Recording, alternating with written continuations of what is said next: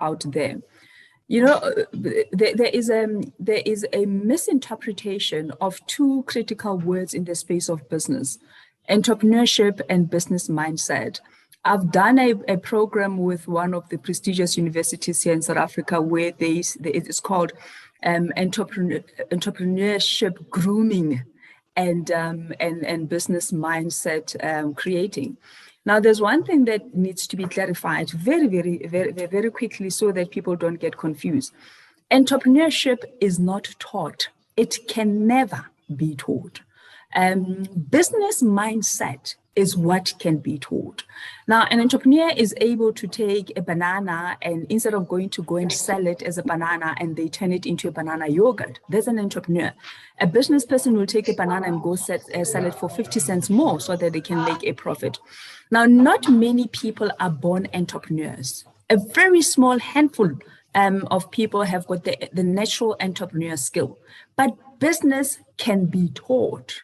As a result, on the back of having a well-informed documentation about a concept, an entrepreneur can easily find an opportunity to make a business out of that. It is finding the entrepreneurs. And these are people who have got a very huge risk appetite that very few people have, that are able to go to all the lengths to understand, to turn things around and understand what the risk and the opportunities are. On the back of that knowledge, on the back of having identified those people, or when they raise their hands, entertaining them, engaging them, I hold a view that almost every product concept that is on paper, well thought through, well applied, could be turned into business. Okay, thank you so much, Sharon. That was on point. Okay, Aaron S. Pittman, can you come on with your questions, please? Right, please make it brief and concise. Thank you. All right. Thank you so much. Yeah, my question has to do with grooming the executive. We that in academia, how can we translate to the corporate world to be an executive? How can we use this idea we have learned in academic in the executive world? Thank you so much. Yes, okay. I'm going to take that question with excitement. And once more, what I do at my personal level and what we encourage our team to do is to unpack things and not take words and concept in their broadness, because there's a broader meaning in what we have consolidated in one word. If we can entertain the thought that an executive is not a person that sits in an office, in a glass office that overlooks the freeway, if we can appreciate that an executive is not somebody who is in the top floor of the highest building, through whom you can access after talking to 27 PAs and secretaries, and. If we can bring it to the level of reality and say, me in my small garage, having started this kind of a small business, I'm an executive, it will make it easy for a lot of us to see ourselves as executives. The definition of executive has been embroiled in a space that seems far too rich, as a result, not being able to be comprehended by a person who feels that I am not worthy. Through our existence of almost 4 years now, we have people who have started seeing themselves as farmers by being executives of their farms and starting to treat themselves as that, as decision makers, as bosses, as employers, as people who are enabling on behalf of other people. So academic people, it's very, very easy for us to start seeing ourselves as executive the moment we make a decision that we are. Okay. Thank you very much for that. I believe the person that asked the question, you've gotten your response. Okay, from the chat, we have a question here. It says, from Gladam Dubey, how can we build trust to collaborate across borders? The talent is scattered across nations. How can we harness these skills to build solid business models while we are based in different locations? Dr. Edmond, can you help us respond to that, please? Thank you. Yes. So right now, I'll try start off like at international level. UNESCO came forward with a program of global knowledge networks. So what happens with global knowledge networks? It has been successful, particularly in health, where a group of people from I'll specify in South Africa, there was a partnership with University of Witwatersrand, where they talked to their former students who were scattered around the world, right? And these students formed a network. The job of the network was to come back to South Africa, train health skills across South Africa. So that was how they organized their knowledge network. The center was the School of Medicine at Wits. That's how they, and a similar program I think was run at University of Zimbabwe. So you can see now it's all institution centered, right? Where a particular institution has created that platform for other people to work on. Then there is a different now type of platform like OAAD, where you are saying it's a group of people coming from the same background and they form that network, right? With a specific goal of creating specific products and services. So it is now the partnership between OAD, Zimbabwe Young Academy of Sciences, Grooming the Executive. It's that kind of partnership now that is bringing different knowledge centers to create different products and services across Africa. So that's another way. That is like, this is kind of like one of the major ways that was recommended by UNESCO's global knowledge network. So those are kind of the ways that we can handle it, that we connect using different centers of thought so that we can create some interesting products. Okay, thank you very much, Dr. Edmund, for that response. The question here says, do you have suggestions on funding opportunities / business models for this approach to work for academic work? Dr. Elijah, please, did you get that?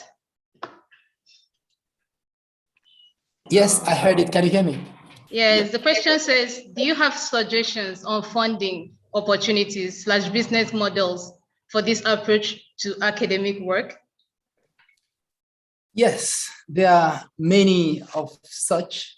When I was speaking, I highlighted that OAD also has actively sought collaboration with venture capital companies, and not only venture capital companies. Also, we have one that is dedicated to Africa, which is called Get Funded Africa. And one thing that Get Funded Africa does is to, in fact, because of the long-term engagement they have maintained and the relationship they have built over the years with investors, they are now serving as a hub for venture capitals, of venture capital companies to come together, such that they have a lot of money already from various venture capitals who want to, invest, but they have built trust over time. So those capitals expect them to serve as a buffer, pass-through point where everybody they are going to fund could come through. So actually, we can be.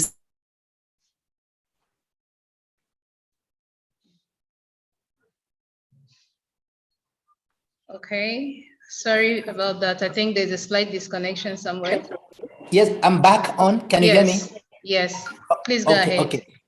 Yes, so in responding to availability of funds, we can say that we have hundreds of venture capitals that are able to provide funding, and millions of dollars are available for access. Of course, usually for the access to happen, the business needs to be certified as investor ready.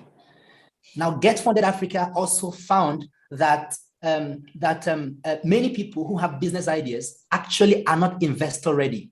So they have also opened a product or a service that provides training for people that have ideas so that their ideas can be transformed into ventures that are investor ready. So as Africans, we are not giving room for any loopholes. We are leaving no stones unturned when it comes to that. And the second aspect of the question, which talks about how that could be, in terms of business models, how that could be available for academics. Actually, I discovered when I began to explore business models and explore the world of business and entrepreneurship, because I intentionally had to take my mind off at some point to begin to pay very much attention to that. So sometimes I may not necessarily see myself as I haven't published so many papers like Professor Edmond, because I'm I'm investing a lot of my energies into exploring these other angles and intentionally pushing it to become very real to academic people, because I've got the PhD as well. In fact, I'm also, I have a second PhD, which I'm finishing. So I want to be able to show, yes, I want to be able to show that, yes, for the business model, the similarity that exists is that the same way you identify research gaps when you are doing research, because every research is built on a research gap. That's the same way in making a business model. You need to understand the gaps that are available in the lives of people. So whatever your research is, it definitely can have a business model developed on it, as long as you identify what gaps can it fill in the lives of real people. What problems do people have that your research can solve. In fact, in the days ahead, we're going to organize more of these talks, and we're going to dedicate some days specifically for discussing business models, launching from the academic ideas, how to develop business models from academic ideas. So you can bring specific topics or specific research areas, your field, and we will dissect it and show how it can become a model that can be a business that people can sign into. Okay. Thank you. Thank you so much, Dr. Elijah. So meaning this is just the launch. This is like the icing on the cake. Very soon we are getting down to the hands-on activity. Okay. So let's all get ready and sit tight for that. Bella, I saw your hands up. Are you still willing to ask your question? Bella and Nuli, are you there?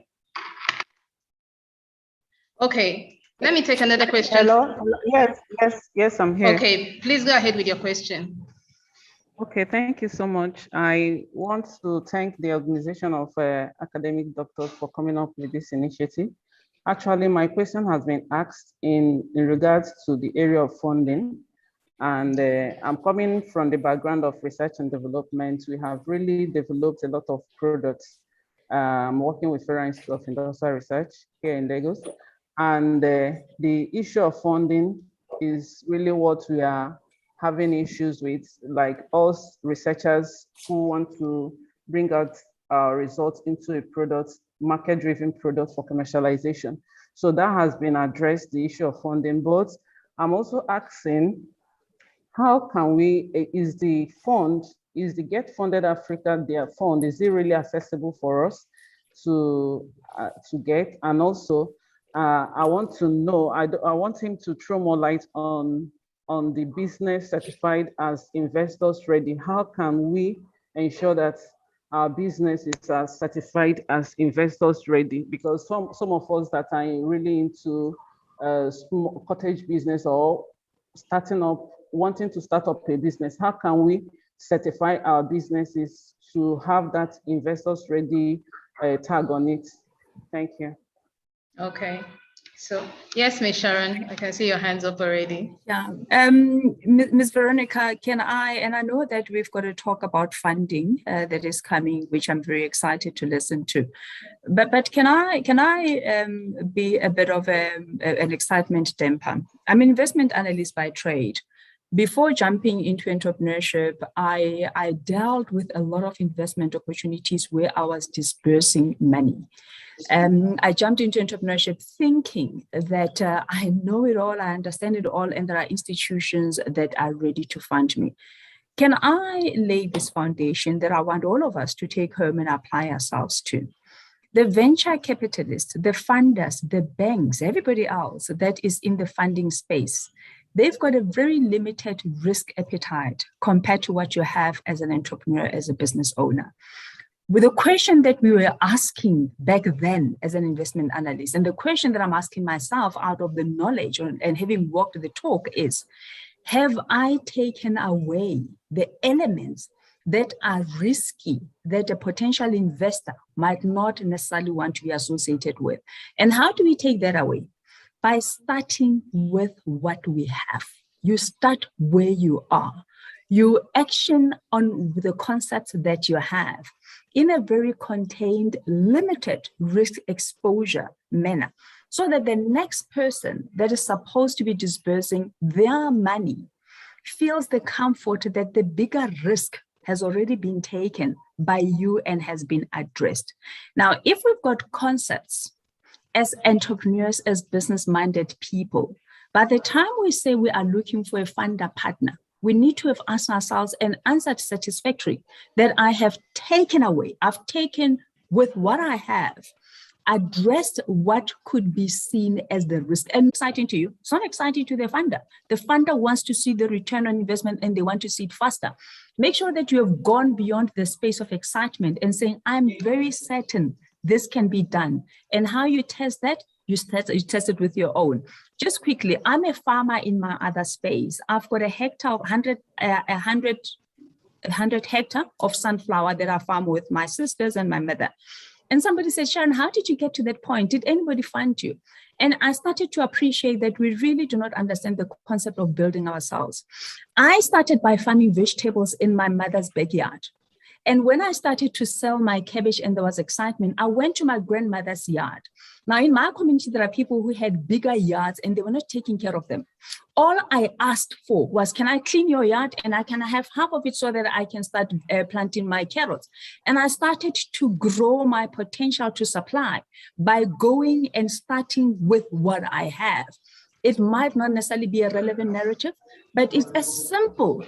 The simplest way to bring it to the level of saying, start with what you have, eliminate the risk, give the funder the comfort that you have addressed or identified the risk and you know how you are going to mitigate it.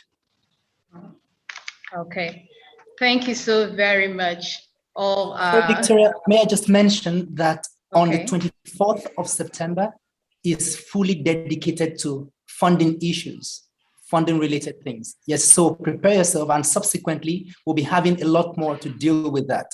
There'll be trainings, there'll be, we're not in a hurry. We are going to deal with this matter very, centrally. Thank you.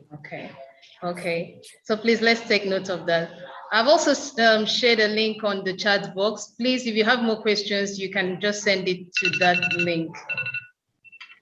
Then let's just take one last question.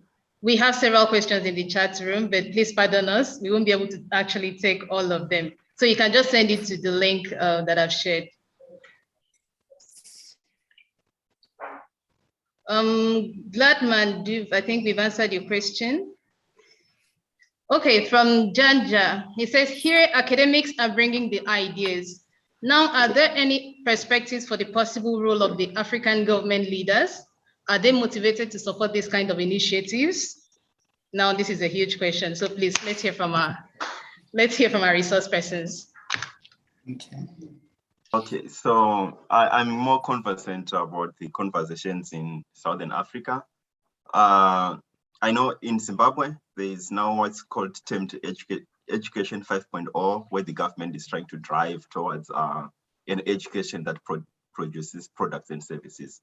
That is kind of the initiative that is being run right now, where universities are asked to establish innovation centers where young people can participate in creating products, right? So that is kind of the end in Zimbabwe. Then in South Africa, I know there is what's called the 4IR, right?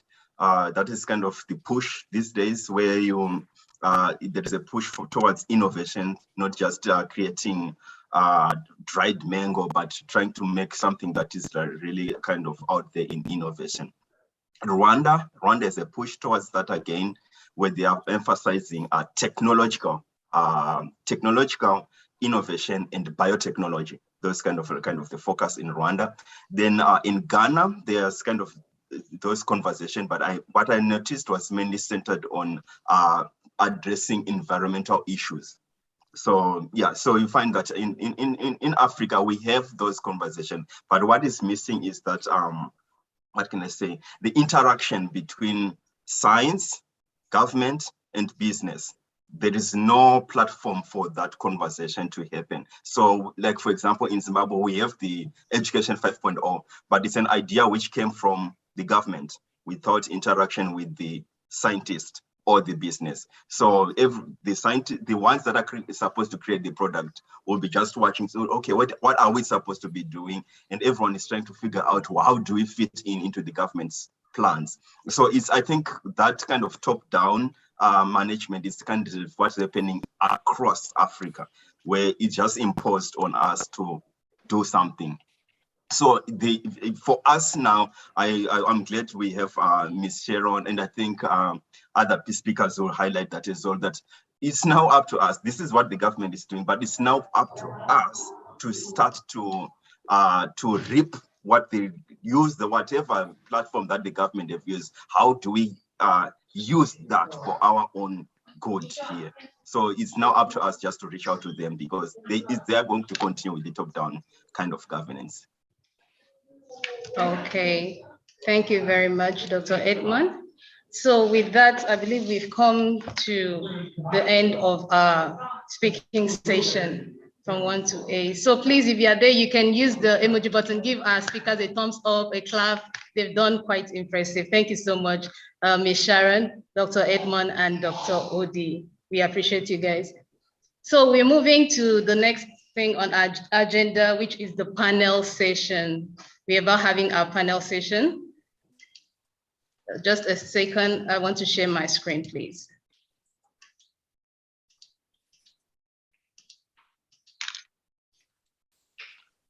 Okay. So for our panel session, it's going to be an interesting one, and I'm quite excited about it. We'll be tackling on benefits I've got playing two worlds. Benefits I've got playing two worlds, life as an academic and as an entrepreneur. And for our panelists, we are having Ms. Sharon again, and I'm glad to introduce Dr. Loretta N. Ofodile. So let's get to know her. Dr. Ofodile is the chief lecturer at the Department of Biological Science, Yaba College of Technology. She's presently the director, College Central Research Laboratory, the chairman, Women in Technical Education and Employment between 2012 to 2016, and the head Department of Biological Sciences, Yaba College of Technology. She's a botanist, and she has over 35 scholarly articles in both local and international journals.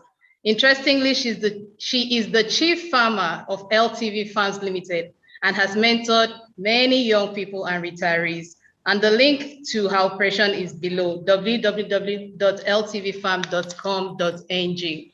So let's all welcome on board Dr. Ofodile. Okay, she's here. We're glad having you on board, ma'am. And also let's welcome Ms. Sharon, whom we've gotten conversant with over time now. Are they on board? Yes. Yes, we are here. Thank you. Okay, so we're ready for our panel session. Yes, thank you very much. Happy to be here. Great. So we are set, and we can get the ball rolling. So to our panel session now. The first question we've heard so far from our speakers, and the discussion has been building up and down. This is the point that we're actually going to sit down and trash it one by one. So for the first question now, we are conceptualizing a research that is market-driven. Okay, most of us, we've been doing these researches, but now we're getting to a point that we want to actually sell it out as a business idea. How do we actually go about this?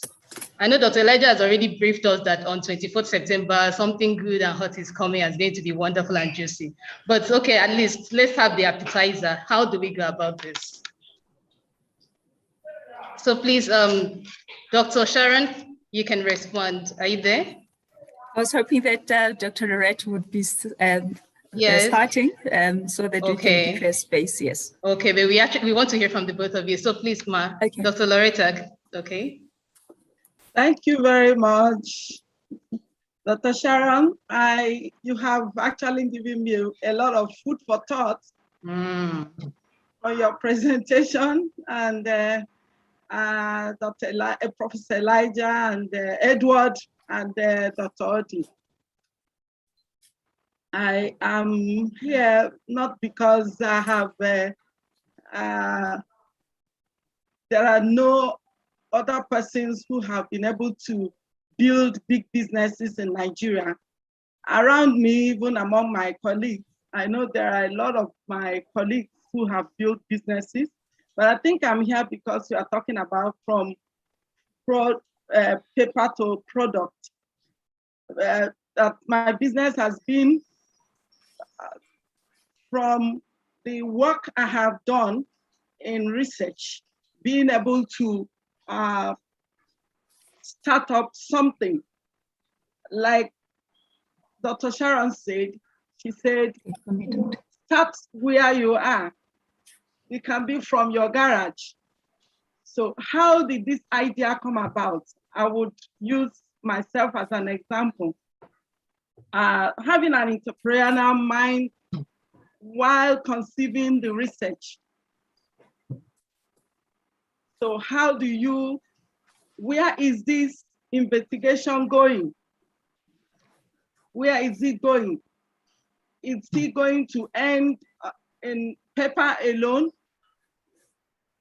Is it going to solve a problem?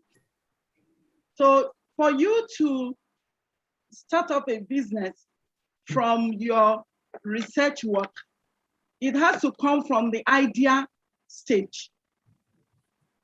The idea stage. You must have thought through it. You must have thought out of the box to say, okay, this is the problem. And then by the time I'm through, I can solve this problem in one way or the other. For example, when I was going to start my PhD, I was thrilled with, I want to solve the problem of diseases in millet and all that. And then my supervisor called me one day and said, see, have you heard about mushrooms? Do you know the importance of mushrooms? I said, mushrooms. Because from my background, we never ate mushrooms. My parents never put mushroom into our diet. So what is mushrooms?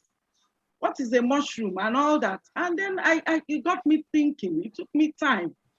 And I started reading and I found out that today, mushroom I regard as treasure in the wild, untapped resource, especially in Africa. So what problems can they solve? And after the research, what am I able to do with it? So I think the first thing is to get an idea that you know that has product focus, that we end in a product. Without that, it's not just product, a service. Like Dr. Odi said, there is no, and Dr. Sharon, there is no research that can solve a problem that cannot end in product or service. I think that's what I can say for now. Can I add to that, Ms. Victoria? Thank you so much, Professor Lorette, Dr. Lorette. Can I correct something? I'm not Dr. Sharon. I'm just Sharon. Okay. let's not give me an additional title. It would be nice to have it. Dr. Lorette has put it very succinctly and right on point. Right now, the conversation that we need to have and make sure that we all understand is there is no new business idea. There is nothing new under the sun. Everything that you come up with has been tried and tested by somebody somewhere. Probably the time and the timing was wrong, or the intention behind it was not thought through. Two critical things in conceptualizing a market-ready concept is identifying a problem and finding a solution. Those are the only two things. If in what we are doing, if in the researches that we are putting together, is for the purpose of ticking a box or making sure they've got accolades, that will never translate into a market-ready and user-friendly business concept. We need to go back, dig deeper, and find out what problem we have identified and whether what we are bringing in is addressing and tackling the problem head on to solve it. And until we get to that point, we're going to have so many business concepts and so many failures. And in the world of business, there is the narrative that says 1 in 1,000 businesses will survive the 1,000th day, meaning every 3 years, businesses die. And the question that people do not ask is why? Why do businesses die? There are multiple questions that need to be asked, but the fundamental question is, was it addressing a specific problem, especially in this day and age? Was it addressing a specific problem, and was it coming up with a solution? So that is very critical in getting researchers that are market ready. Let's start finding out what the problems are. And the beautiful thing about that is you don't need to go very far. Start with your community. Start with people that are immediate, where you're not going to take longer to sell your concept, because what you'll be selling is the problem that they are aware of. And that's what I'm talking about when I say investors are interested in opportunities that have eliminated excessive risk. How you eliminate the excessive risk is identifying the problem that you are going to be solving, and the solution. Ultimately, the bigger challenges are out, and everybody else get excited because we can translate that into sustainable money-making opportunities.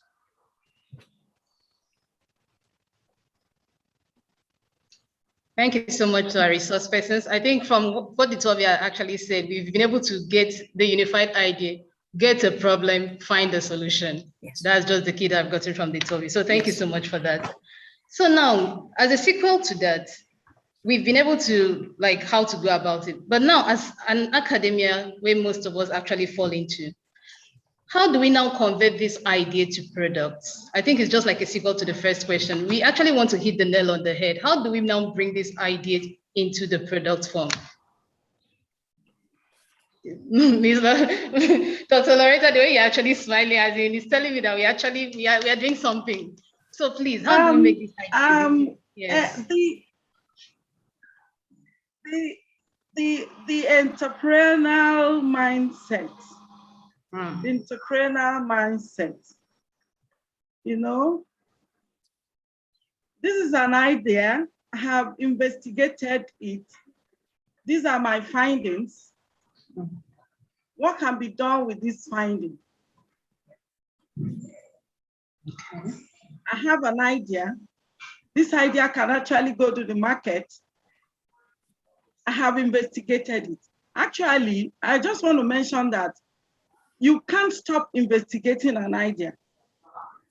You keep moving from one stage to another. I will use LTV Farm as an example. We are still eliminating the risk. We've not really gotten funding as we ought to. We are still at that stage. Sometimes people will say, why don't you do this? I'll say, we have some things we are still looking at before we can get a product or products that can serve us properly. So you keep looking at the idea from one stage to another. We have, I worked on mushrooms since 2000. From PhD, mushrooms have edible ones, nutritional ones, they have medicinal ones. The nutritional ones, just the edible one that can be in everybody's diet. We want it to be in the diet of Nigerians, because Nigeria, we are not really mushroom eating people, because many don't even know you can grow mushroom artificially. They think you just go to the wild and collect, the way it has been done in the olden days. So in the villages, they collect and eat, and there are dangers of poisoning. So we've looked at that, said, okay, building a mushroom farm will help people understand that mushroom can be made available and accessible. So, but it's not affordable yet.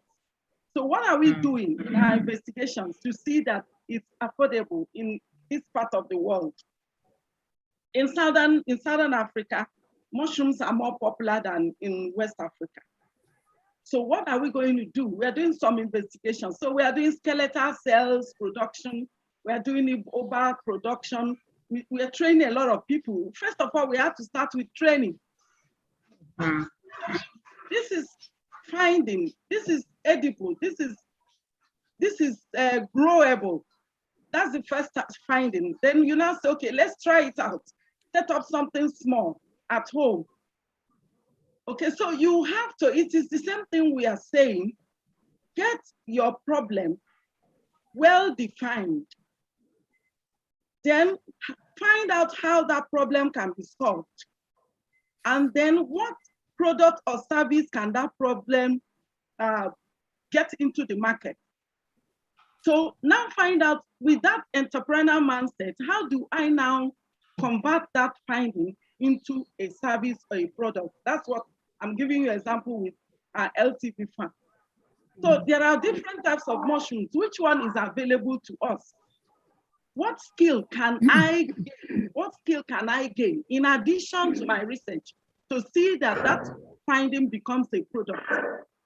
So you can do online training, you can do short trainings here and there to get yourself to the conference, be able to transform that knowledge into a product or a service.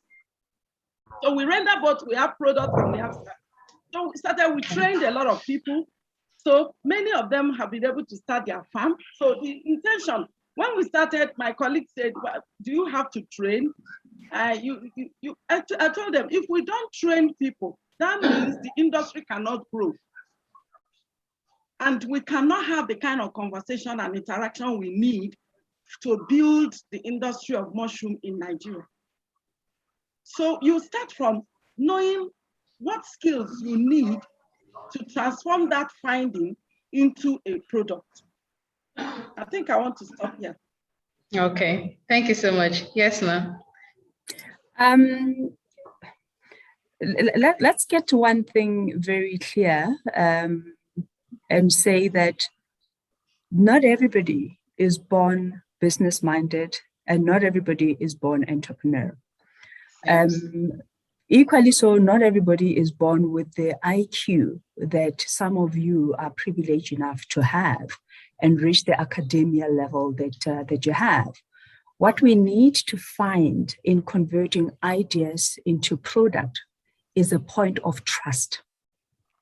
It's a point where the academia have found a trustworthy institution through which they can share their hard-earned ideas and feel comfortable that it can be converted or truthfully be told that it cannot be converted into a viable business concept and feel safe enough that their concepts would not be stolen from them and be used where they are not able to benefit. And this for me is why organizations like OAAD at this point in time is very crucial for people who do not have the risk appetite nor the know-how of where to start in conducting due diligences, in asking the right questions in line with the sectors that they have researched, and be comfortable that their interest is protected through an institution that they trust. You don't know Sharon Chabalala from South Africa. I don't know Dr. Loreto from Zimbabwe, from Nigeria, but there's nothing that stops me from talking to her other than trust. I'll be comfortable to talk to her knowing that there is somebody who is covering my back and making sure that that which I share with Ms. Sharon, that which Ms. Lorette shares with me, it is safe.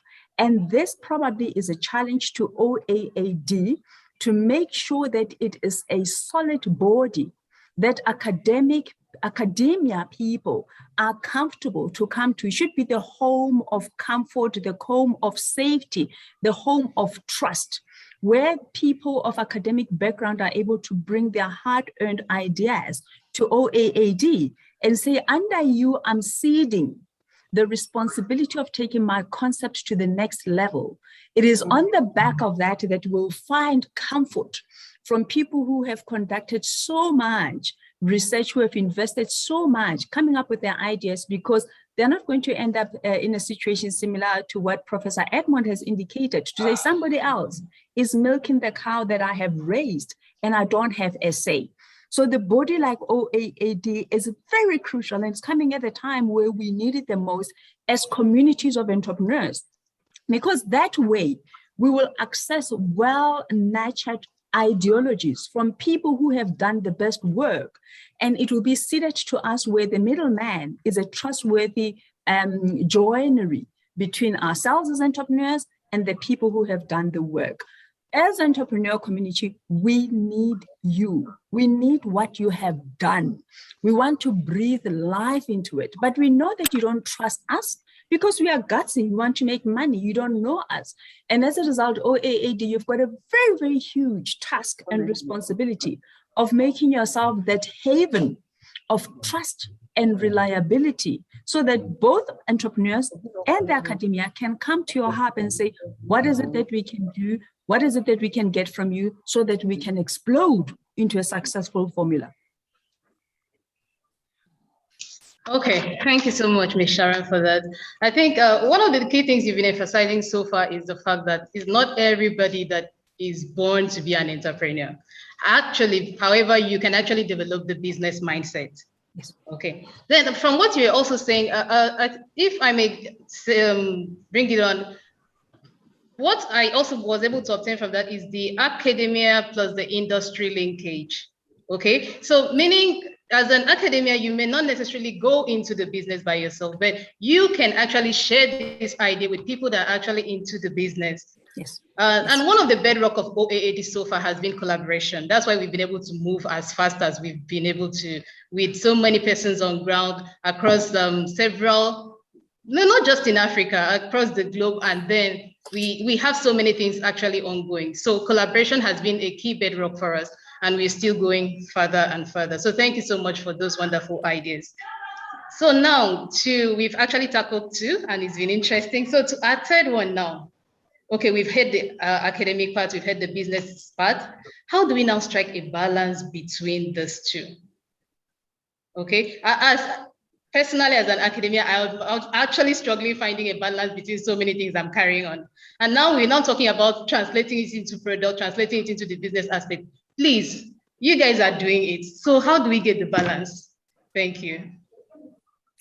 This is the balance to achieve what? To achieve success in business and academia, or the balance to get started? Sure. I think Dr. Loretta will be the one to answer that. I think, Dr. I keep on saying to people, I envy women especially who have found the magic in finding balance. I'm shy of turning 50. I'm a few months from turning 50 years old. And I've been in business for the longest time, relatively, and I still am struggling with the balance. I think in us, we need to appreciate, I keep on saying, I was very fond and very close to my grandmother who has passed for over 40 years. And the one thing that comforts me in struggling to find that balance is the fact that probably there isn't really a balance as such. It's very subjective from one person to the next, that we have to toil. We have to toil until the time of resting. So really, Dr. Lorette, I would love to hear from you how to find the balance. I'm a very energetic person. I love challenge. I always go out to look for ideas. Once something has reached the level of implementation, I feel like I don't have purpose anymore, so I'll go and look for something else. And that is why probably I fall under the category of high risk appetite people with a series of entrepreneurial concepts, some of which have failed, by the way. And I had to stand up, dust off, and say, oh, it's okay, I'm going to try again and try something else, and fail twice as hard. So I would say the ratio of success and failure, the success side have been on the slightly smaller side, but very encouraging and very driven and committed. So really, I would like to find a magic in the balance that is there. I thrive on the back of the imbalance that I have. Okay, Dr. Lorette, please, we are all excited. I want to hear from you. How do we do this? Thank you, Victoria. Thank you, Victoria. And Sharon has just said it all. It's a continuous struggle. You keep struggling to strike the balance. But especially in this part of Africa, we are in Lagos, and it's a very tough thing to keep your business on the high side and your academic at a satisfactory level. So sometimes, and most of the time, your business suffers because your academia is your primary job, is your primary profession. So what I do is to make sure especially having an administrative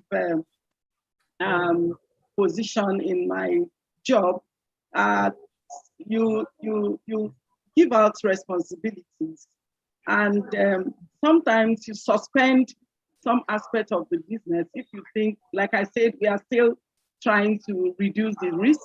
We are still trying to build the business, still coming up. It's not well established yet.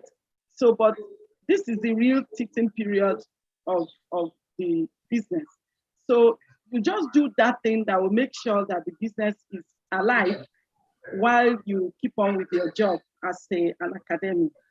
So that's what I can say, but it's very tasking, it's very demanding, and also to balance it with family responsibility. So you sometimes we want to, the business drags you because there is a lot to do at that time, is to know how to make sure that you keep, for example, this technology, when you are doing online teaching, it makes it easier to think, okay, I want to train people. Why don't I do the training online? Okay, instead of doing on-site. So people are on Zoom and you are doing your training, and still you are going to take your lecture. And you try to put technology into your business to help you cope. So that's one aspect I think is going for us right now.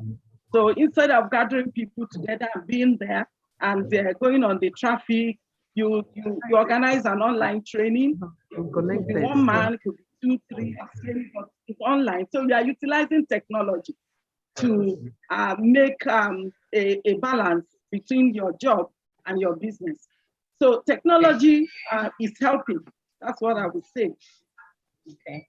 Thank you so much, Dr. Kodile. I think so far from your conversations, one of the things you've been bringing forth is the need to train others that you said earlier, and now also maybe in creating a balance, the need to also bring other people in to assist.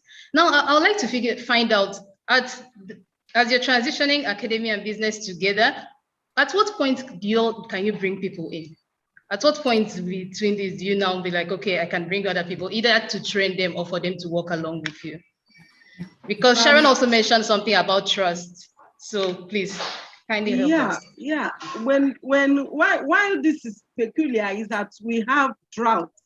We have little or no knowledge in that industry on how to grow mushrooms. So that's why we started with that, because if you don't have manpower, the business cannot even start at all. You can start it, but who do you employ? Or who will go into the business to sustain it? So that's why LTV Farm started with training, because there was drought in skill. People hardly knew about it in Nigeria. So we started with training so that we can get people. So someone can call me and say, I'm starting my farm. Please, do we have someone who can work for me? So I know, okay, we train that person. Okay, you can employ that person. So that's, it's not more of just money making. It's more of developing the industry in Nigeria. That's what the business is all about. Okay, thank you so much, ma'am. It's been wonderful hearing from you, Dr. Loretta and Sharon. Sincerely, you guys you've been so wonderful throughout. So now, on a last note, what would be your advice to those in the academia now? What will you leave us with? Can I start? Please, can I start? Please go ahead. As an African nation, we Our history has not allowed us to understand the concept of legacy building.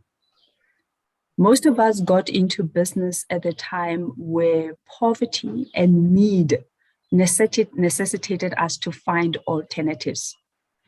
Unlike other privileged nationalities and people of different background who were raised in communities that business was at the center. I mean, South Africa, the biggest employer, if not government, it is white communities who have been raised and bred in the space of business. Majority of us Black people came in because A, there was a window that was opened, but B, we thought, let's just try this thing. People are thriving, people are succeeding. Sadly, we did not come at a time where we understood that we needed to build. Now, the academic community. Some of you probably are much younger than me. Like I said, I'm threatening 50. We are at the stage where we need to build for longevity, for legacy. We need to be patient. We need to be willing to put a lot more effort for us to match our counterpart whose forefathers put a lot more effort when our forefathers were not open in the space of business. If we start conceptualizing our research and our ideas on the back of building legacy, which we might not necessarily be immediate beneficiaries thereof, which could be opening a new platform for our children so that we cut perpetual intergenerational poverty that Black community seems to be carrying from one generation to the other. That will create an opportunity where tomorrow, when we might not necessarily be here, we have left our children and our heirs in a space where the grounds and the playing fields are leveled for them to compete. Can we walk away with an interest and an understanding that it might not necessarily be for our immediate benefit? It might be for the corrective of a bigger intention, but equally so. If anything else as a parent, I would like to leave my children with something that I'm confident they will be able to hold on to and be able to survive. Start from a level that I was never privileged to start from. Can we look at legacy? Can we look at concepts that we can build for tomorrow, not necessarily for today? Okay, thank you so much, Ms. Sharon. We need to build a legacy. Okay, Dr. Loretta, please, what final note are you leaving for us? Yes, legacy, very important. But I would like to encourage my colleagues to look at building, starting, stop procrastinating, start something that you can go into, either retiring or resigning. You don't believe that you're going to start after retirement. You're going to start maybe when you resign or you have a reason to leave off your job. Please start something.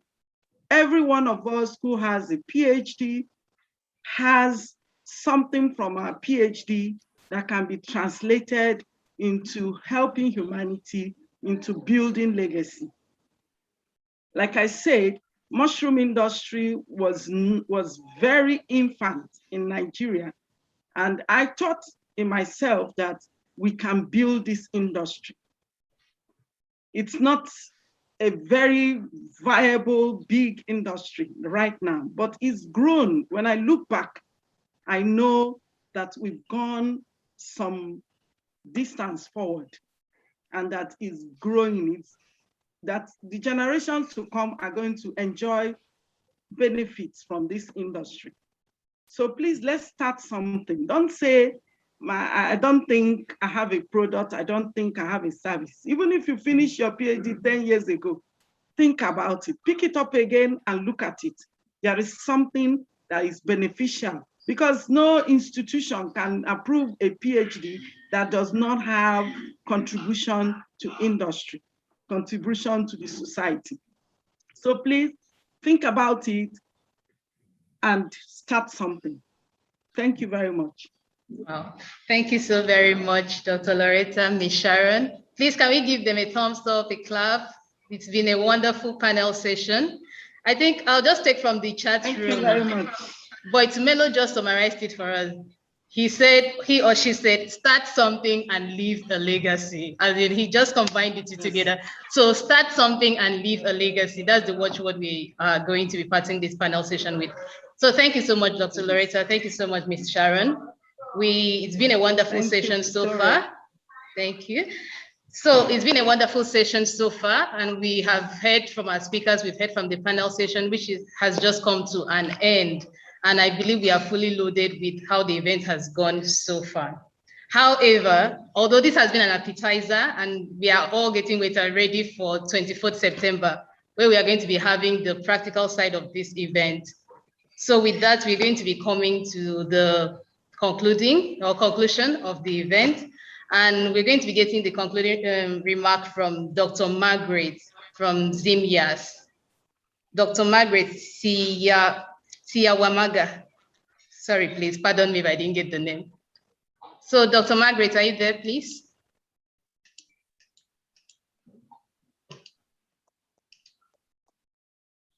Dr. Margaret from ZIMYAS. It seems like she's no longer connected.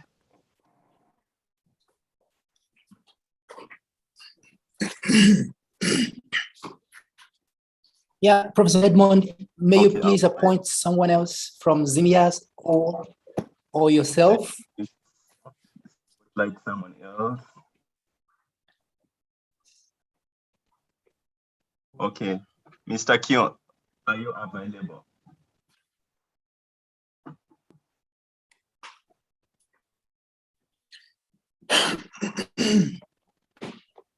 Mr. Kion?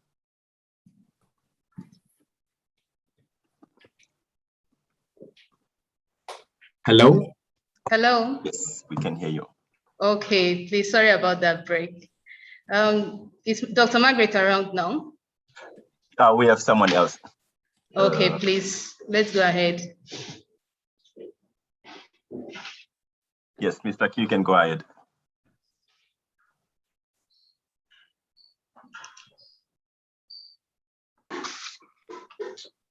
Are you available? Mr. Q, please unmute yourself. Hello? Yes. Yes. I'm supposed to give vote of thanks. Yes, sir. Thank you for the opportunity to give the vote of thanks. I consider it an opportunity because I was here participating and listening to the great contribution from Miss Sharon, because he said you should not call you doc, but I look at you as a doctor. Yes. Then Dr. Loretta and Dr. Edmond, and also Dr. EOD for the presentation that you have given us. I've benefited a lot. Myself, I'm in Sweden studying in chemistry for renewable energy. So I've benefited a lot from the discussion, starting from the academic side and how to convert stuff from paper to product. So thank you so much. Keep doing what you're doing. Keep bringing us together, working from different places and working with the organization that are like this, that are providing a platform for people and academics to take their papers into a product that can help Africa and themselves and their families. Thank you so much. Okay. Okay. Thank you for that concluding remark. I believe we are actually very much on time, like just an applause. We all did very well. So aside from our resource persons, all the participants, those that came on and those that logged out on YouTube and on other resources that are joining up for this program, we really appreciate you guys. We appreciate the work you're doing. In fact, without the participants, this program would not be here. So we are saying thank you so much for tuning in. And please, please, please set your dial for 24th of September. It's coming on again and it's coming hot. So before we wrap up, can we kindly open our camera so that we can all get a screenshot of today's event? Yes, yes, yes. I'm so much into that. So that we can get a screenshot of today's event. And then, please, can you just open your cameras? This is Africans doing wonderful things, not just for Africa, but for the entire world. Yes, it's coming on. Wow, wonderful people from all over. And we have from Kenya location, China in Shanghai. We have from Zimbabwe and we have from Nigeria. I would have really loved for those groups to give a shout out, but let's just take the photos for now. Wow, I can see. Victoria, can you see us in Shanghai? Yes, I can see you all standing. This is wow. Victoria, you're gonna share the photo. Others, please come over. Over, Laila. Please, just a second, let them get set. Yeah. Okay. Yeah. Can you spotlight? Can you spotlight us so we can be sure that we have arranged as well? Yes. Professor Edmond, please. Yes. Okay. Viola is saying enable my camera. Okay. Yeah, we see that. Okay. Yeah. Dr. Edmond, can you take the screenshots from your end? How can I enable my camera? Yes. Please enable all cameras. All cameras open. Please enable all cameras. Just a second, please. Bear with us. We are on it.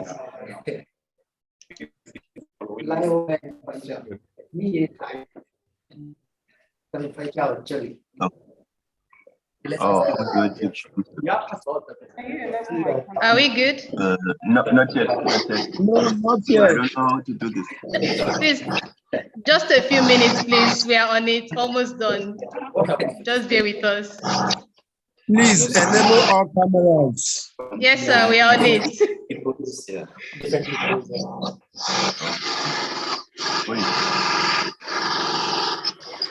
But if we do this, then we can't see. Mine is yet to be enabled.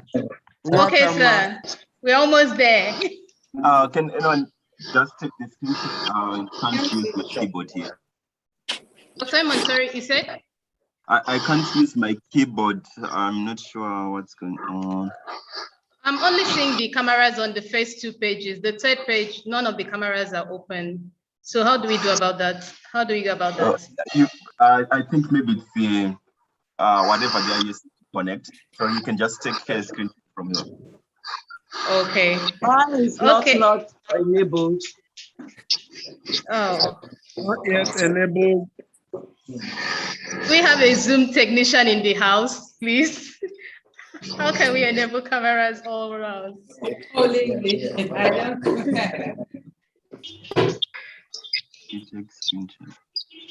Actually, I've been taking screenshots since. So. Oh, you did? No, please go ahead. I'm just taking random shots all around. So as the cameras are coming on, eventually you'll get the one that your photo is in. Yes, just take. Mine is not yet enabled. Wow. Okay. Dr. Edmond, can we proceed? Yes. Okay. Somebody said his camera is not enabled, right?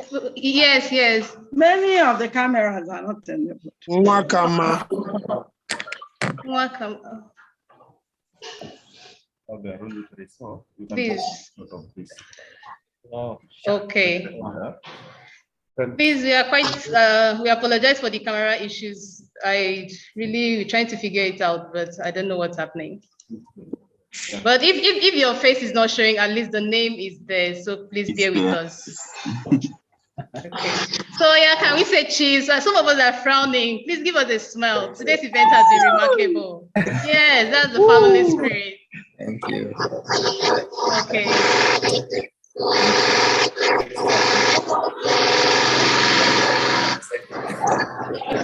Okay. Yeah. On the second. Please don't stop smiling yet. I'm almost done. Okay.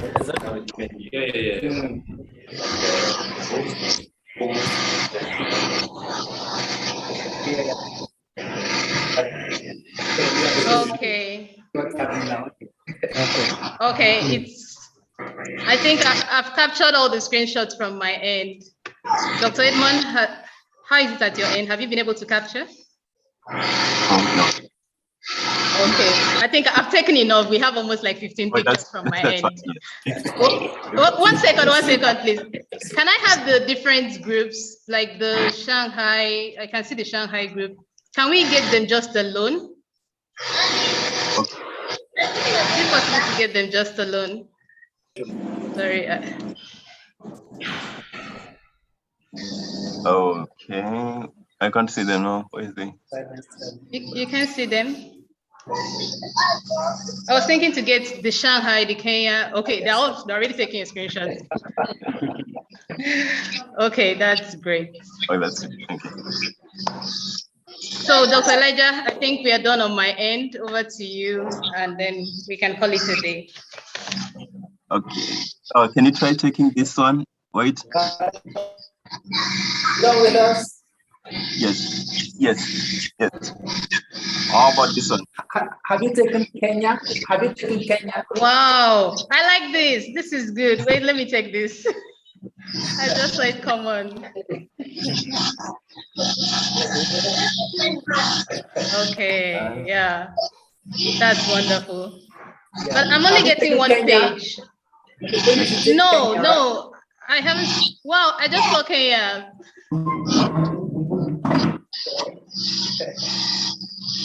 Oh my God. Can we go sit down? Now? Yes, sir, please, you can. Okay, thank you. Okay. Why did you go sit? And it's the same color of our seats. We're giving them, yeah.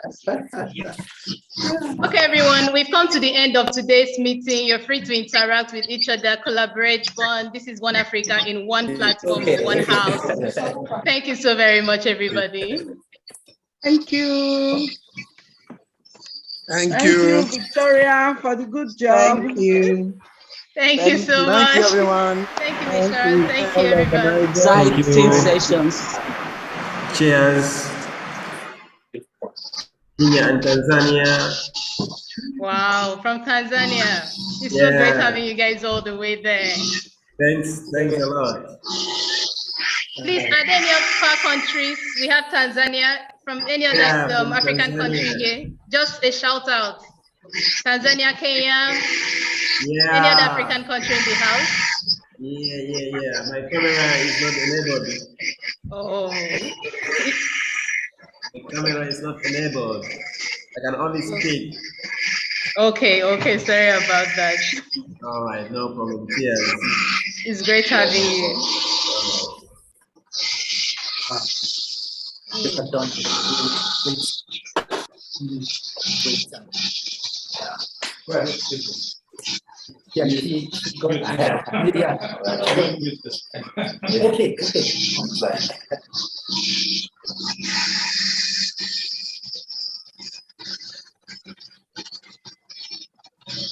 Thank you, everybody, and goodbye. Yes, Miss Sharon, thank you so much. We can't get Thank enough of you. So thank you for hopefully. It's been an exciting time meeting you.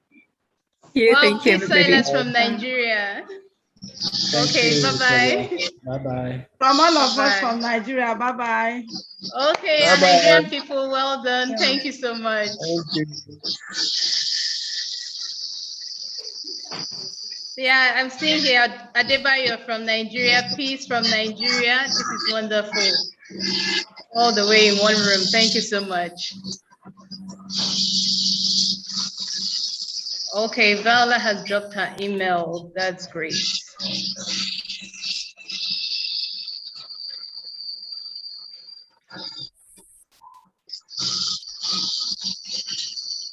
Thank you. Next time.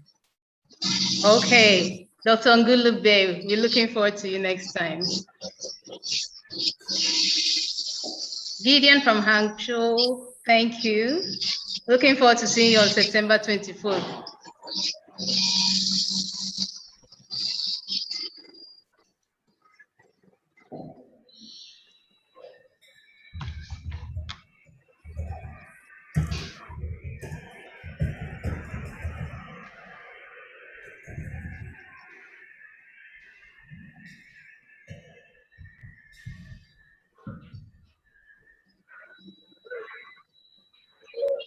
Are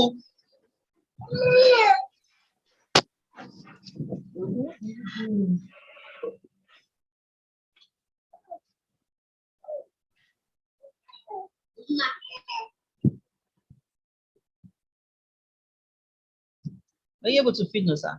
Yes. Thank you. My baby is like that. I love you, mommy.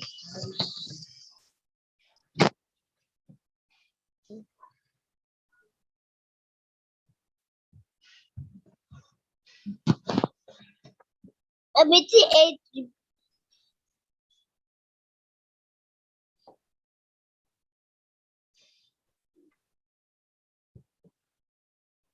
And I feel like that. About to learn.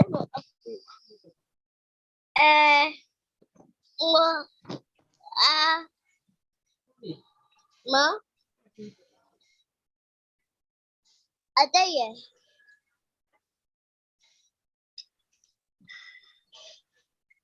You don't want that to feed Nosa? No, mama. Iya.